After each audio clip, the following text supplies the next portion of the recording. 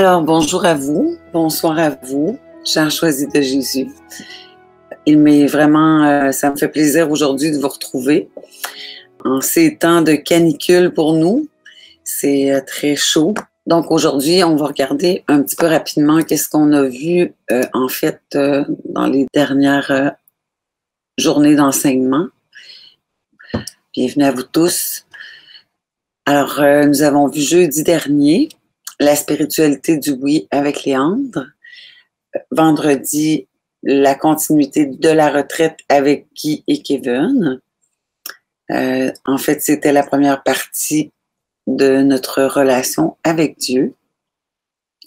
Dimanche, Kevin a fait un parallèle avec la parole de Dieu et l'enseignement du dimanche, qui est l'amour fait fondre la souffrance comme le soleil fait fondre la neige.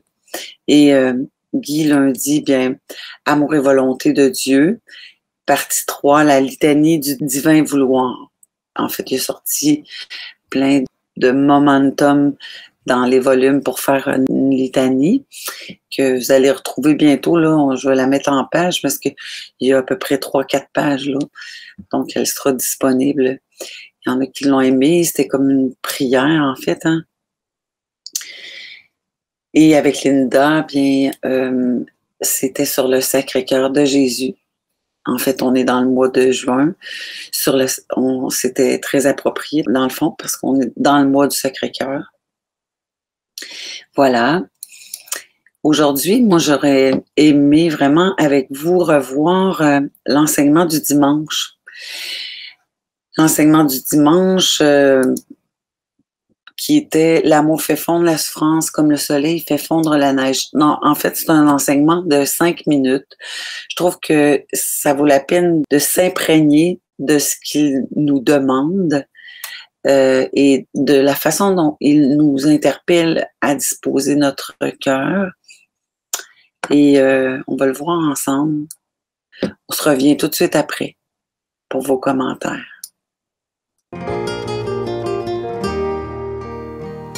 Bonjour à vous, chers choisis de Jésus. Je suis heureux de partager cet enseignement avec vous, où Jésus nous dit « L'amour fait fondre la souffrance comme le soleil fait fondre la neige. » Et voici la prière que je lui formulais. « Seigneur Jésus, je vais vous présenter ces situations de souffrance dont vous permettez d'être témoin. Situations qui se continuent et s'amplifient après de nombreuses prières et qui viennent confirmer par des petits détails votre intervention.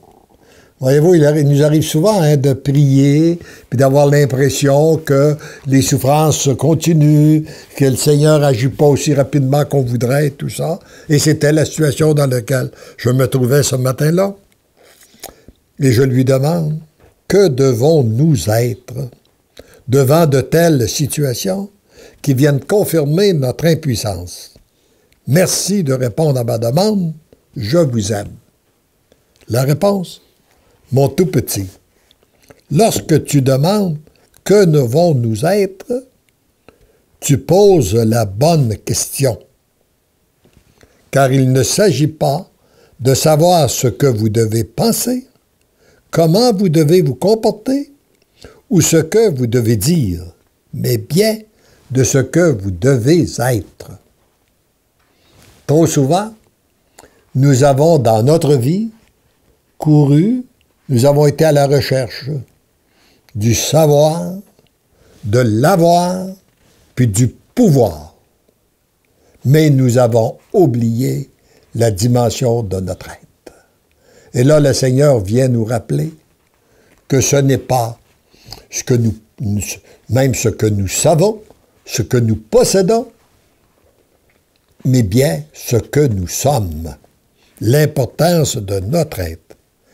Et c'est en étant tout amour, tout accueil à la situation qui se présente, un oui total à la volonté du Père, que vous en arrivez à penser comme le Père le veut, à parler et à agir selon son inspiration. En devenant des êtres d'amour, vous pouvez accueillir la souffrance pour la présenter au Père, afin qu'elle soit entièrement transformée par lui pour devenir l'amour. Tout tourne au bien de la personne qui met sa confiance en Dieu. Et c'est ce qu'il nous dit. Tu vis une souffrance? Eh bien, l'accueillir, c'est une prière qui plaît à notre Dieu. Lui offrir, il la transforme. Après qu'elle a été bien accueillie, tu lui offres et il la transforme et ça devient une source de grâce. Une source de grâce pour toi et une source de grâce aussi. Elle peut devenir aussi une source de grâce pour ceux et celles qui sont la cause de nos souffrances. Heureux et heureuse êtes-vous d'être sur cette voie qui vous conduit à l'amour. Laissez-vous aimer. L'amour fait fondre la souffrance comme le soleil fait fondre la neige. Le Père a beaucoup plus d'amour à donner qu'il existe de souffrance dans le monde. De toute éternité, vous êtes aimés, tendrement, je t'aime. Et dans un autre enseignement, il nous dit que nous sommes un peu comme la terre. La souffrance que nous avons, c'est comme la neige qui recouvre la terre. Le soleil, l'amour de Dieu, c'est comme le soleil. Et nous savons que lorsque le soleil se met en action, la neige fond rapidement. Mais avec la différence que pour nous, pour que l'amour se mette en action, on doit lui donner notre consentement. C'est comme si la terre devait dire son oui au soleil pour qu'elle puisse faire fondre la neige. Alors nous lui donnons notre oui et nous sommes témoins de son agir.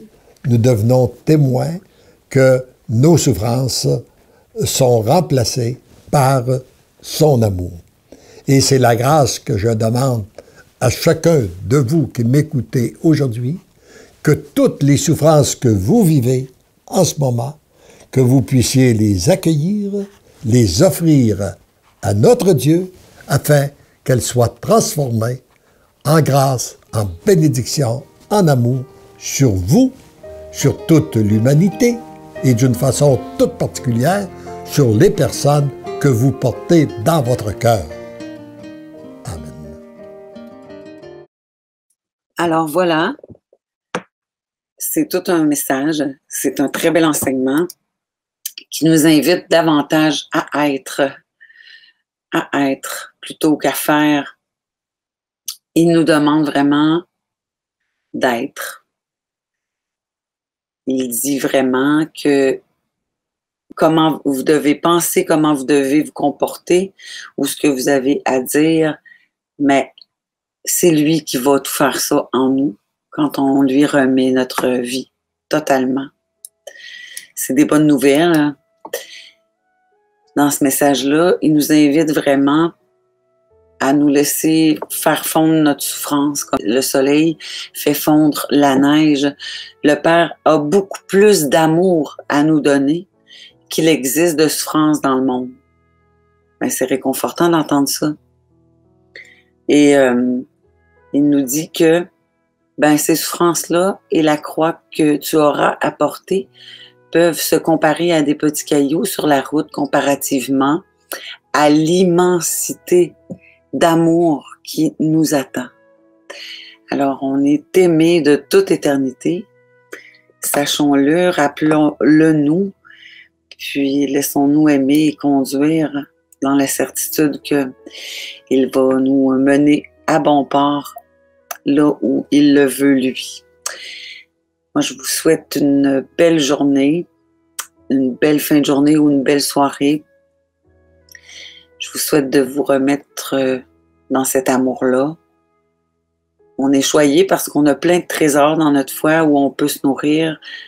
On peut se nourrir de la parole de Dieu, de l'Eucharistie, de nos messes quotidiennes et se laisser conduire avec ces beaux messages-là, ces belles pensées du jour-là qui orientent notre cœur, qui orientent nos pensées, qui nous aident en fait dans notre chemin de foi. Alors, je nous souhaite à tous de continuer de nous laisser conduire et aimer. Et je nous dis à tous, parce que l'amour nous aime, nous devenons l'amour. Parce que l'amour vous aime, vous devenez l'amour. Parce que l'amour vous aime, vous devenez l'amour. Merci et bonne fin de journée. Et demain, vous allez retrouver Léandre. Voilà.